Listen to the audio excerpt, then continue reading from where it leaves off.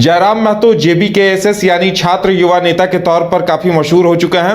उन्होंने ये संकेत दिया है कि अगर गांडे में उपचुनाव होता है तो उनकी पार्टी भी शक्ति प्रदर्शन करेगी, अपना प्रत्याशी उतारेगी और खुद की ताकत आजमाएगी। ऐसे में वाकई में वहां समीकरण काफी कुछ बदल सकते हैं, क्योंकि जयराम महतो के साथ अच्छे खासे युवाओं का समर्थन है उनके पास। और यही वजह है कि अगर जयराम महतो चुनाव लड़ते हैं वहां से या फिर उनकी पार्टी वहां से चुनाव लड़ती है तो समीकरण बदल सकते हैं।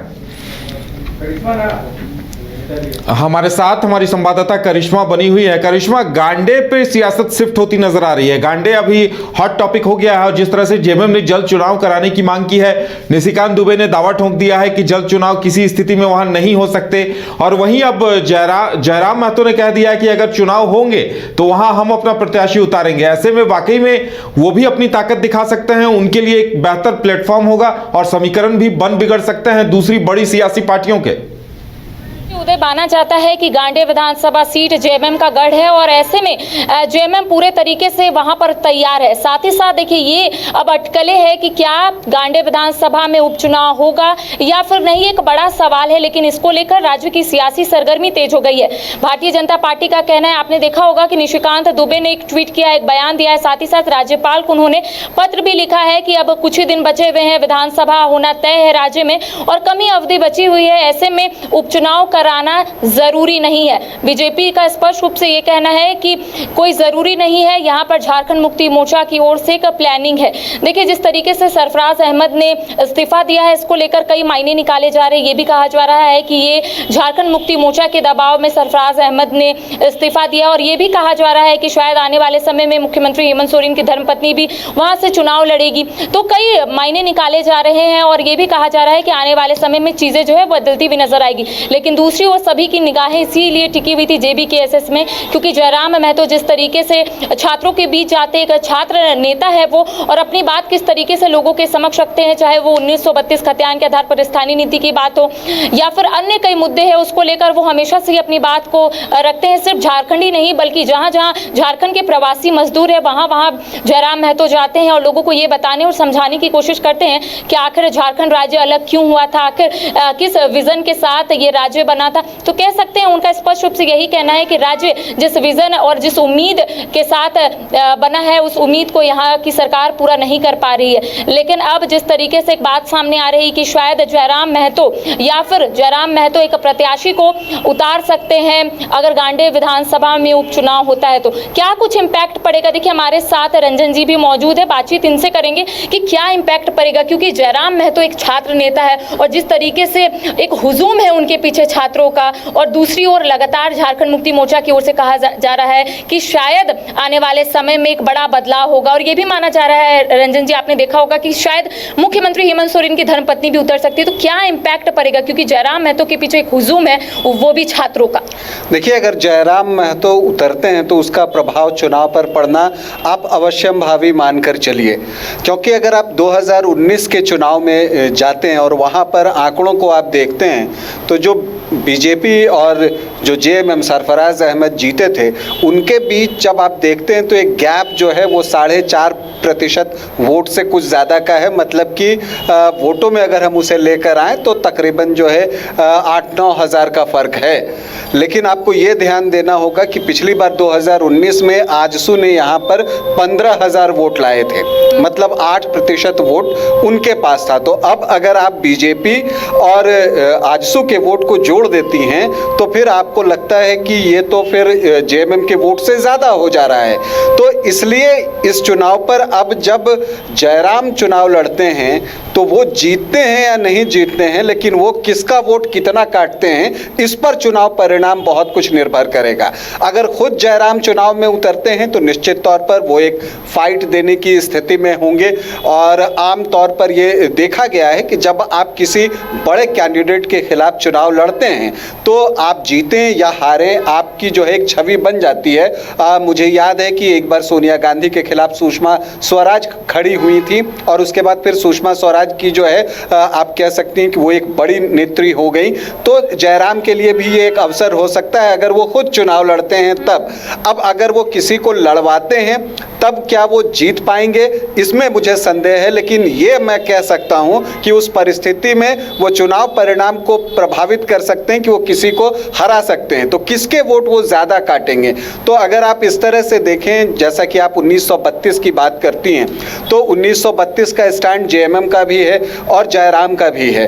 तो अगर 1932 पर वोट वो अगर काटते हैं तो जो वोट शेयर कटेगा वो जेएमएम का कटेगा, तो वो नुकसान जेएमएम को होगा। लेकिन दूसरी तरफ अगर आप उसे कास्ट से जोड़कर देखती हैं तब लगता है कि वो आजसू के वोट जो है वो काट सकते हैं। और अगर ऐसी परिस्थिति में अगर वो आजसू का वोट काटते हैं तो निश्चित तौर पर ये बीजेपी के लिए नुकसानदेह होगा। तो जयराम का जो चुनाव लड़ना है, जो उनकी पार्टी को चुनाव लड़ना है, वो चुनाव परिणाम पर निश्चित तौर पर असर डालेगा। और मैं ये आंकड़े देखकर मुझे लगता है कि चुनाव जितना आसान समझा जा रहा है उतना आसान है नहीं।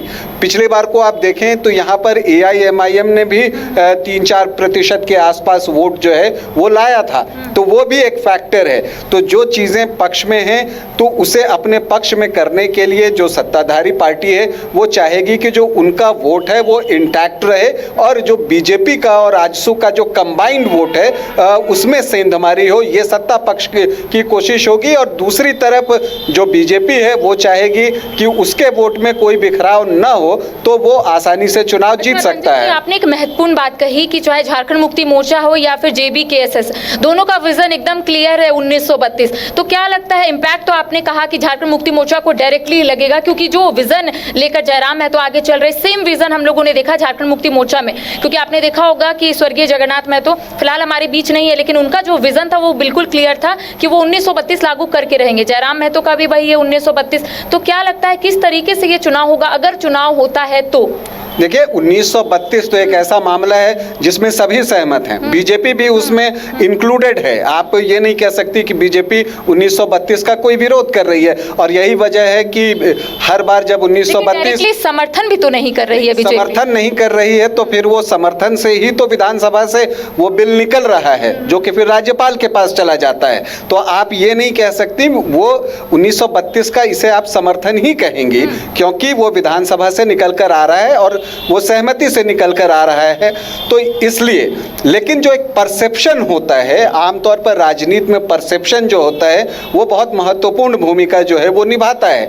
तो परसेप्शन ये है कि जेएमएम जो है वो 1932 के लिए कोशिश कर रहा है और जयराम भी उसी कैटेगरी में दिखते हैं। जयराम ने शुरुआत में जो है इस आवाज़ को बहुत बुलंद किया था 1932 को लेकर और खतियान को लेकर, तो वो चीज़ वहाँ पर दिखती है। तो दोनों अगर एक प्लेटफॉर्म के लोग साथ में न मिलकर अलग अलग लड़ते हैं तो एक दूसरे को नुकसान पहुंचा सकते हैं। उसी तरह से जैसा मैंने आपको कहा कि अगर आप उसको कास्ट पर लेकर आती हैं और वहां पर अगर वो कुर्मी वोट पर जो है अगर वो सेंधमारी करते हैं तो उसका नुकसान आजसू मतलब कि बीजेपी को हो सकता है, क्योंकि इस बार ये तो तय मानकर चलिए कि वहां गठबंधन बीजेपी और आजसू का होगा जो पिछली बार नहीं हो पाया था। तो यही स्थिति है और खुद जयराम लड़ते हैं तो चुनाव निश्चित तौर पर बहुत दिलचस्प होगा और तब कोई भी परिणाम सामने आ सकता है। जी उधर देखिए तमाम जानकारियां जो है रंजन जी ने दी है कि किस तरीके से इम्पैक्ट पड़ेगा अगर जेबीकेएस यानी कि जयराम महतो अगर उतरते हैं चुनावी मैदान में, अगर वो प्रत्याशी उतारते हैं चुनावी मैदान में तो झारखंड मुक्ति मोर्चा को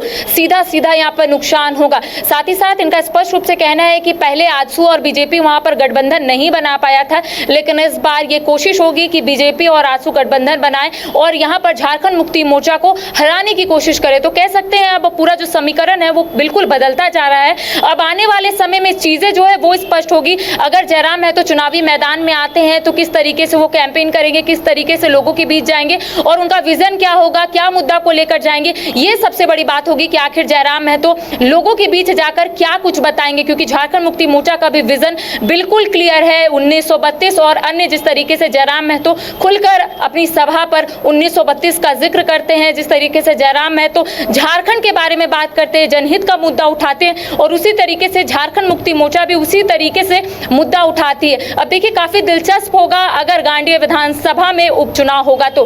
फिलहाल इसको लेकर क्लियर कुछ भी नहीं है कि क्या गांडेय विधानसभा में उपचुनाव होगा या फिर नहीं, क्योंकि इसको भी लेकर कई अटकलें हैं। भारतीय जनता पार्टी नहीं चाहती है कि गांडेय विधानसभा में उपचुनाव हो। लगातार यहाँ पर निशिकांत दुबे राज्यपाल को पत्र लिखते हैं। उनका कहना है कि राज्य में विधानसभा चुनाव होना तय है और ऐसे में कम अवधि में उपचुनाव होना कोई जरूरी नहीं है। तो कह सकते हैं आने वाले दिनों में चीजें स्पष्ट होगी जब उपचुनाव की घोषणा होगी या फिर ये बताया जाएगा कि उपचुनाव नहीं होगा। तो एक बड़ा सवाल है और बहुत जल्दबाजी होगी तमाम चीजों को फिलहाल बोलने के लिए। जी चलिए करिश्मा, देखने वाली बात ये होगी कि आगे क्या कुछ होता है, लेकिन इतना जरूर है कि जयराम महतो अगर अपना कैंडिडेट उतारते हैं तो जिस तरह से छात्र राजनीति का उफान जो पिछले 1-2 साल के दौरान झारखंड में देखने को मिला है उसका क्या असर दिखता है ये भी पता चल जाएगा। हमारे साथ जुड़ने के लिए करिश्मा आपका बहुत बहुत धन्यवाद।